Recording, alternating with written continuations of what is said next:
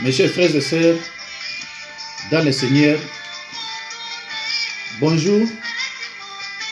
Mes chers frères, je suis avec vous pour vous prêcher, comme d'habitude, la bonne nouvelle de l'Évangile. Et cette bonne nouvelle de l'Évangile est intitulée « L'impuissance sexuelle peut-elle entraîner le divorce? Une panne sexuelle, est-ce que cela peut-elle entraîner le divorce ?» Mes chers frères et sœurs, que Dieu vous bénisse partout où vous êtes, vous qui suivez, n'est-ce pas, attentivement cette prédication. Mes chers frères et sœurs dans le Seigneur, l'impuissance sexuelle peut-elle entraîner le divorce? Est-ce que ceux qui m'ont bali aza lisusu na makasi te mpona kosepelisa molongani na ye mwasi? Est-ce que ekokende na divorce? Mes chers frères et sœurs, examinons ce que les Écritures disent. Dans le livre de Genèse, chapitre 2, verset 24. J'ai lu au nom de Jésus-Christ.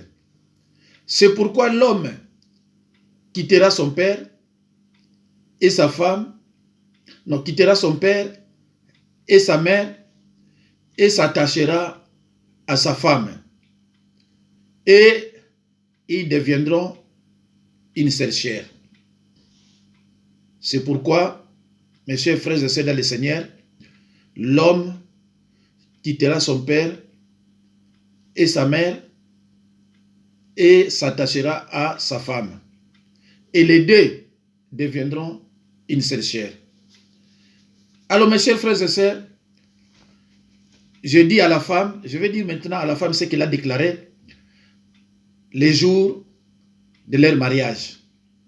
Moi, Pauline, te prends Jacques comme époux à partir de ce jour et à l'avenir, pour le meilleur et pour le pire, dans la richesse ou dans la pauvreté, dans la santé ou dans la maladie, jusqu'à ce que la mort nous sépare. J'en fais les serments. Bandeko, mes chers frères et sœurs, respectez au moins ce que vous avez dit les jours de votre mariage. Mes chers frères et sœurs, ce problème est fréquent et touche environ 20% des hommes de plus de 50 ans. Ce problème est fréquent et touche environ 20% des hommes de plus de 50 ans. Il y a des troubles de l'érection. Mes chers frères et sœurs dans le Seigneur, les pannes sexuelles sont considérées comme un trouble occasionnel lié au stress, à la consommation d'alcool, des préoccupations diverses ou tout autre élément qui pourrait causer des troubles de l'érection. Pour que l'impuissance sexuelle soit confirmée, le patient doit être dans les capacités de maintenir une érection satisfaisante pendant au moins 3 minutes. Mes chers frères et sœurs, suivez n'est-ce pas, attentivement ces messages. C'est très très important pour les gens qui en souffrent. Mes chers frères et sœurs dans le Seigneur, le diabète est connu comme l'une des causes les plus sérieuses de l'impuissance chez les hommes jeunes comme âgés. En effet, l'excès de sucre dans le sang a un impact direct sur les nerfs. Mes chers frères et sœurs dans le Seigneur, le diabète est connu comme l'une des causes les plus sérieuses de l'impuissance chez les hommes, jeunes comme âgés. En effet, l'excès de sucre dans le sang a un impact direct sur les nerfs. L'homme n'est pas le seul à en souffrir. La femme également. En effet, tous les hommes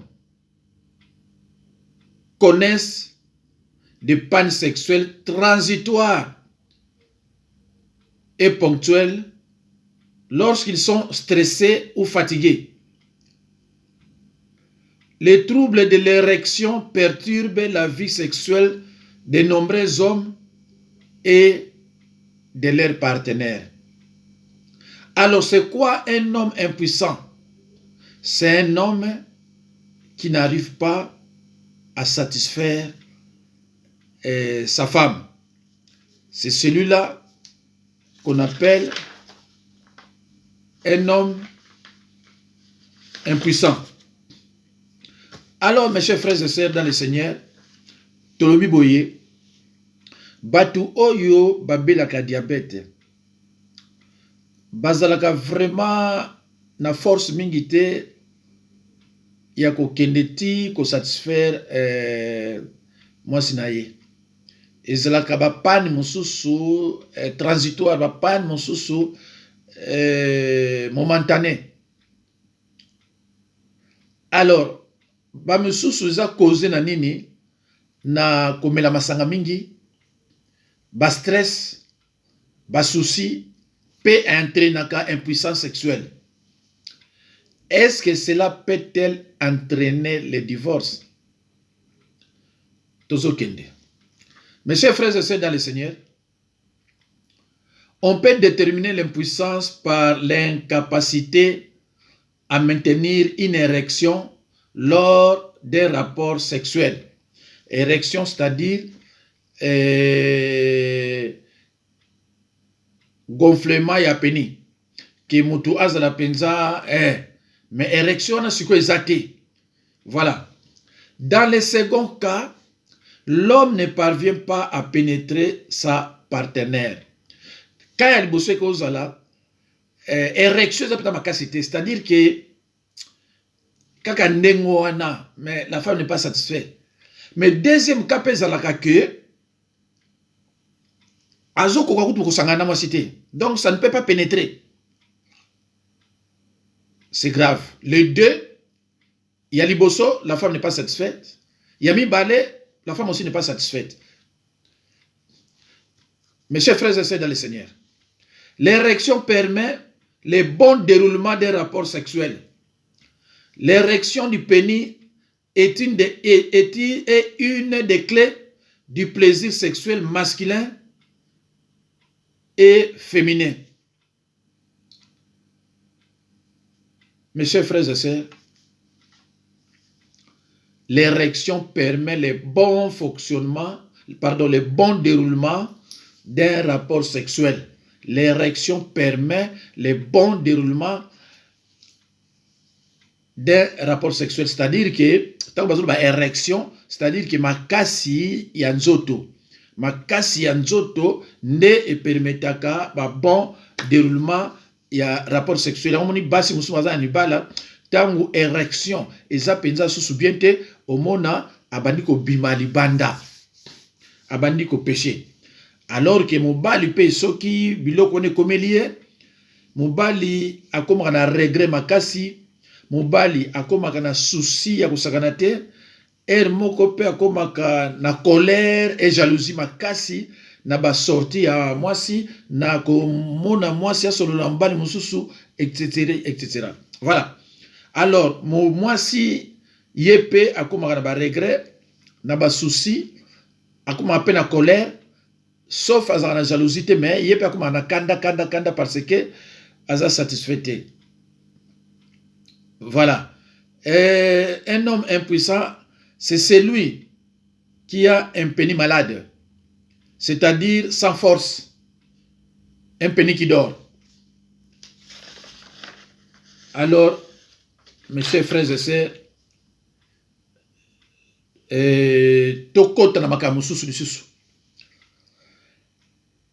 Impuissance peut ekozala dû na âge. À partir il y a plus de 50 ans, mobali azala suna force ndenge azalaki te, ainsi de suite. Mais force ngo kende nyonso te, mais ozo remarquer que force yo zalaka nango tango ozaki jeune ozala ngo te, parce que comme si on a 50 ans. Na 50 ans ba mso comme déjà na bakoko.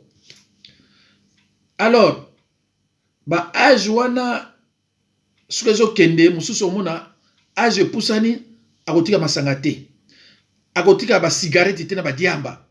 Siko poumon na ye eza susu vraiment bien te po et supporter ba mouvement wana. Donc dit na âge. Ba mususu ndeto lobi eza dit na maladie chronique. Mutamela ba kisi nyonso. Akoma disons vulnérable. Nenge bazolo ba pona maladie ezoleka. Donc vu ba kisi oya melaka. Neti mutu yo abelaka tension. Tension ezali maladie du cœur. Akoko forcer pendant sinon te akoko lekana. Donc vraiment il faut avec modération. Alors ba mususu ezalaka na souci de divorce. Mobali azoka mwasi neti propriété privée na ye. Bible lobi mari aimez vos femmes. Mais la Bible ne dit pas que femmes aimez vos maris. Biloko nyoso mibale wana il faut expliquer bien. Ba osu ba comprendre la ngote. Balobi toujours l'homme aimez vos maris. Alors mobali alingaka mwasi na ye na ndenge moko osakana te, akomisaka neti propriété privée na ye. Voilà. Alors ce qui divorce est ko intervenir et que ye alingaki divorce wana te, et koki ko entraîner ye même na liwa. C'est pour cela moi si moko atunanga question papa, ce qui mobali akufi omona moi c'est umelaka na ye umeli ya refaire vie na ye tout ça. Mais ce qui moi si mutakufi mibali musuba umelaka suste. À cause de moi si momona umela suste. Ti akokende. C'est comme ça pe na ba divorce. Mibali belé ba supportera divorce te. Moi si so azuka mibali na ye mususu osaka na ye pour na moi c'est sidi, mais ezana mibali belé ba supportera divorce te. Oui, c'est vrai, ça peut na basi mususu supportera divorce te. Mais dans le cas d'espèce, ça peut mibali mutu et créera bon ba problème au sakanate. Alors bandeko, soki oza na femme de nuit. Ah bandeko, soki oza na femme de nuit. La femme de nuit. Femme de jour ali, femme de nuit peut aller. Alors, femme de nuit est pas noyaka pour nini. Femme de nuit, babenge femme de nuit, c'est-à-dire moi si na yo ya libala. Ye azako se considérer que aza moi si na yo ya libala. Alors, abana kolingate, moi si na yo ya moyi azalaka bien. Akolingele ko wanate. Akolinga toujours ye mutu na ye na butu alaka bien. La femme de nuit est trop jalouse que la femme du jour. Alors, le kola na sorcellerie akomema on envoûtement. Na moyi oza bien te, pa moi si na yo, bitume bandeko biba. Mais na butu tango ya yaka, muso yo zo remarquer que ah ndeni na komi bien. Zoko yebite ke yemta ye. Yangwana. Yokomi bien. Voilà. Alors, péché sexuel. Et ça dans Apocalypse 18:2. Moto ya sala ka relation sexuelle. Asali pa iboye. Azoka basi trop vraiment belé. A remarqué na vie na yeke akomaka impuissance sexuelle avant. Parce que et sali trop, akoya ko remarquer que akoma impuissance sexuellement. Donc yango bo remarquer batu mususu ba bibengi ba star, ba vedette ya minene. Tellement zo ba se belé. Mais tant que mon akaika aboye, asa su mobilité. Il faut aluka babi simba baba utilisation ndenge na ndenge pour aza na force mais aza mutu ya force te. Alors surtout bandeko ceux qui opposent ka ya adultère, tous ont un problème sexuel. Yo moi mobali ozo sala adultère, c'est-à-dire ozo zoa mwasi moko ya libala. Déjà adultère soko tali na Exode 20 verset je crois 14 okonokuta yango eza na kati ya commandement ya Nzambe ke komekaka mwasi ya batu ya libala te. Na bandi ba disciple nanga tant balandaka enseignement, ceux qui t'osent parler dans le mariage, ceux qui t'osent parler dans l'adultère, j'insiste beaucoup sur ce point. Dans le baka, quel que soit moi si à moi qui toko ndenge nini, ceux qui aza libala, comme ko touché été. Ceux qui oyebi ki moi si oyoyo, aza moi si ya libala, comme ko touché été. Même yé mutalingi yo, parce que moi c'est moi si hein. Même yé mutazo linga yo, pona bambongo na yo, pona kitoko na yo, pona nini na yo, mais tant que aza moi c'est libala, comme là aussi bayete. Parce que basi oyo yo baza bango moko, bazé belé andi kunanga. Bazé belé, surtout en France. Partout dans le monde entier. Ken na ba immeuble. Na été. Tant que basi ya ba immeuble ba kitaka. Au moins ba divorcer. Kaka na bana. Na ba divorcer, ba femme seule. Baza belé o baza na besoin mibali. Alors yo siko surtout soza na poto, mboka neti ya poto, sozo lemba na mwasi, basi o baza na ba libre, oyo bazali ke nanu yo lobite yasa sekaki yasa ndimaki, c'est pili. Alors oyo ya libala, quel que soit au moni beauté na eza ndenge nini. Quel que soit ye mutu aza ko lula yo, ndeko tika. Toko tanga mke na verset biblique. Péché ya inceste. O bazalaga ke oke ko linga nièce, cousine, la femme de ton frère, la femme, bien l'enfant de ta tante. Moi si oyo azana kata famille, belle-sœur na yo. Et surtout ceux qui azana misala mabe, oko contre l'impuissance sexuelle. Fait que vous avez bonzambe. Ou alors, vous avez la chance et même on a impuissance sexuelle. Il faut vraiment, il faut qu'on évite.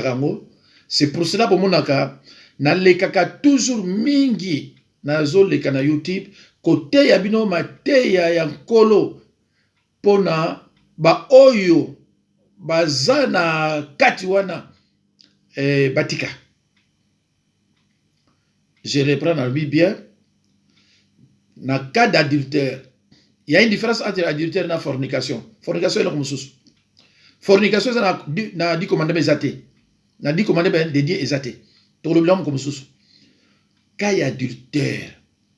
Ndeko nanga, pardon, ozala mobali, ozala mwasi. Tango obimi libanda. tu as empoisonné ton mariage. Yeba ki mariage na yo ndeko ou empoisonné yango. Nazomona kingo passe, je comprends pas. Alors bandeko na ngai tolobaki na balien sexuel toko kotanga na Apocalypse 18 2 à 3 boko tanga mena ndako. Mais awa toko tanga na bato baluka ba problème. Okende ko la relation sexuelle na moi na petite sœur ya moi si na yo. Famille na yu ya moi si ba ko remarquer yango. Babi bon toko tala kende obota. Ndeko na ngai na ba mariage yo bino bozana yango. Bato baza ko bota te. Makameze belé na yebi et belé. Et c'est triste hein. Tant on attend la bino. Et mo na ko mawa po na bino. So on a fongoli mo na ngai. Eza malamu te. Po nazali lié na secret ya bato. Nako fongola mo te. Ribandeko. Problème à kobota na ba foyer ya bato. Eza scandale. Nako poser une question moko boye bino so boloba bokotengama bokoloba makamususu. Mais yako yape makamususu. Soki bozo mona bato ba telemilinga parce que na yima ko bebele. Et puis naza nzambe.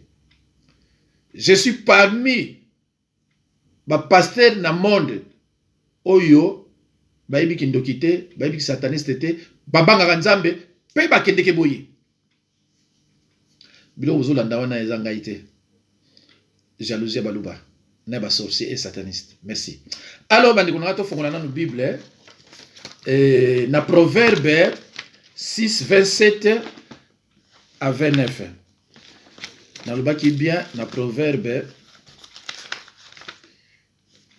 combien 6 27 à 29. Bandeko eloko oyo soko zo tambola na ndenge mabe tangaka ngo mingi. Verset oyo soko zo tambola na ndenge mabe ndeko nanga tangaka ngo mingi eko ede yo. Tango yo zo luka makambo yeba ko kozwa. La malédiction sans cause est nulle et sans effet. Mais oyo eza na cause ndeko bangaka makambo oyo eza na cause. Bible bina biso boye. Faites tout pour la gloire de Dieu. Tala oyo sala soko zo glorifier Nzambe. Soko zo glorifier Nzambe te malédiction est automatique et pas na yo. Okontima okolela un jour. Yango ba musuwa mona kamande konanga alali boba na tonga na mkamwa ya kufi. Abando kanga bandoki. Oh ya salaki abosani yango. Abando kanga bandoki bato baza ba innocent. Bande konanga to kotanga na Proverbe 6 27 à 29. J'ai lu au nom de Jésus-Christ.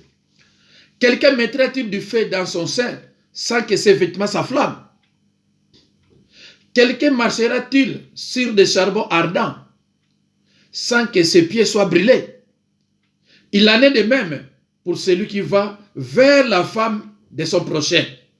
Quiconque la touche ne restera pas impuni. Amen. Ndeko.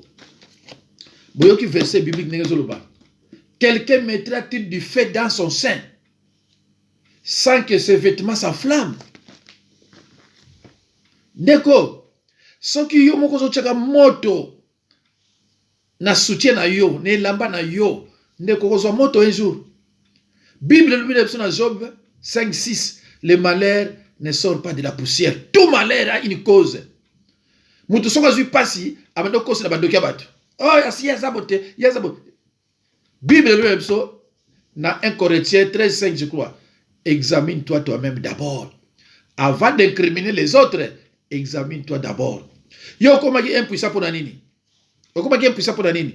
Tangu so kendaki nande kwa mwasi na yo. Tangu mususo kendaki na mwasi ya frère na yo. Tangu musuyo kendaki na mwana ya tata mwasi na yo. Tangu musuyo kendaki na mama leki na yo. Yo eba iteke bazaki connecté bandoki bamonaki ale ba tourner match. Tanga verset bien Proverbe 6 27 à 29. Okoyeba verset sur le banini. Mes chers frères et sœurs dans le Seigneur, ce n'est pas en vain que Jésus-Christ disait, ceux qui sont mes frères et sœurs, ce sont ceux qui écoutent la parole de Dieu et qui la mettent en pratique. Les Écritures nous enseignent clairement que le peuple de Dieu souffrira et sera amené en captivité s'il persiste dans l'ignorance et dans le péché. Et cela se confirme dans Osée 4:6. Mon peuple est détruit parce qu'il lui manque la connaissance. Et ce verset ne dit pas que mon peuple est détruit à cause des sorciers et satanistes, mais uniquement par manque de connaissance. Ndeko, Luka oyeba liloba ko sepela. Luka oyeba liloba oyeba nengo ba vivre na mokili. Dieu n'a pas besoin de stars. Dieu a besoin de ceux qui prêchent la parole de Dieu avec droiture. Nous avons besoin de la star. Mais nous avons besoin de prêcher liloba dans la vérité. Vous avez belleté. Vous avez YouTube, vous avez belleté.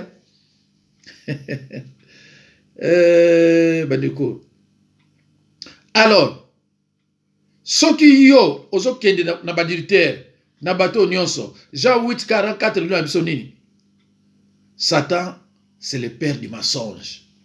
Donc, yo, au côté de Gambu ya Satana, yo pe au komi mutunaye, côté ba mensonge. Totanga nous na Proverbe 6:30. Proverbe 6:30. On ne tient pas pour innocent les voleurs qui dérobent pour satisfaire son appétit quand il a faim. On ne tient pas pour innocent les voleurs qui dérobent pour satisfaire son appétit. Proverbe 6, verset 30. Bible, il ne tient pas les coupables pour innocents. Ndeko, kolingakate yo ozalaka na faute. Kolingakate makamu yozo sala yo ozalaka na faute. Soko oza na faute ndeko okofuta. Soko oza na faute okofuta, okita omata okofuta. Soki tokoti na bis ndeko mutafuta katike na ye. Soki ozui autoroute okofuta péage. C'est obligatoire. Il faut pas principe on ndeko, il faut yebarango. Bible le dit sur la Galate, on ne se moque pas de Dieu. Ce qu'un homme aura semé, il les moissonnera. Ndeko verset on a batubeli ba comprendre rango te. La semence, c'est la multiplication. Tant yo loningu ba moko et botaka lemso 20. Ndeko, soko yebi lobako, ozala prudent. Tant mususu olingo cha commentaire, omona lemso zongi si mofandi orbité. Tant olingo cha commentaire ko lemso zongi si mofandi orbité. Et belé baza ko mona pasi, po ba yebi parole te. Et belé baza ko sala n'importe quoi, po yebi parole te. Yo mwana nzambe, yo folanda mutu moko boye, afinga kabatu ozo kotso na péché. C'est le péché de participation. N'a côté y'a miko les yeux. Lundi le les jours n'a repos, n'a pas mutute, n'a aussi la nouvelle vidéo mususu. De toute façon, tozo bimate ya zona katanda. N'a aussi la nouvelle vidéo. Ndeko soko yo kinga na cheli loba. Kende mbamu landa loba. Na lobi na yo toze belete. Toze belete. Soki ozo landa loba, o ngana zoko teya.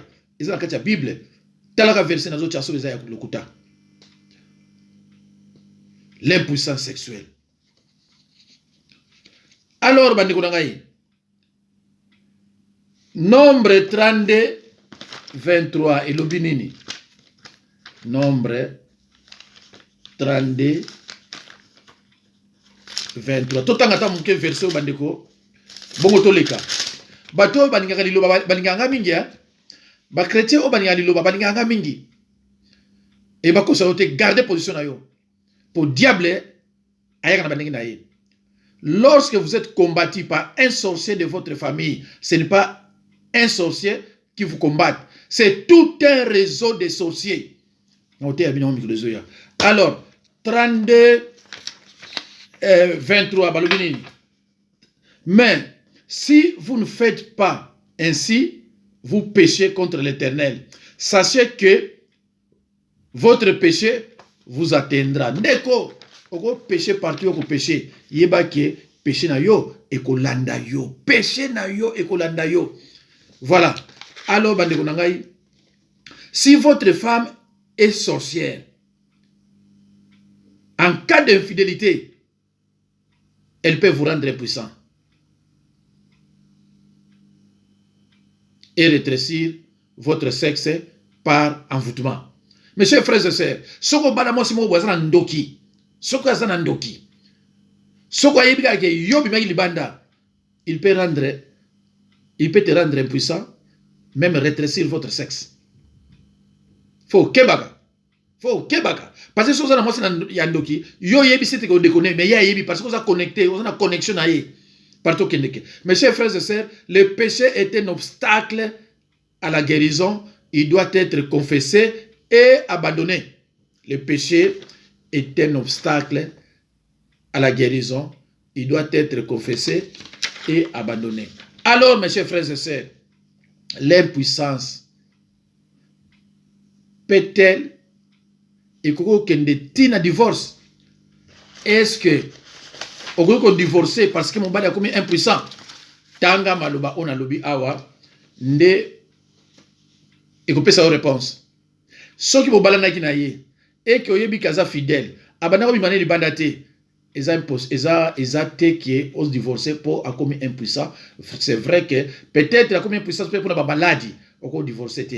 Ceux qui malade et ko soyé et ko divorcer te. Alors binom to za moi si na mobile na ndako boyebi makabo le kaka soko divorcer sto divorcer te. Mengana lobina yo ceux qui impuissance wana ye pour na maladie ba kisi ya melaka ko divorcer te.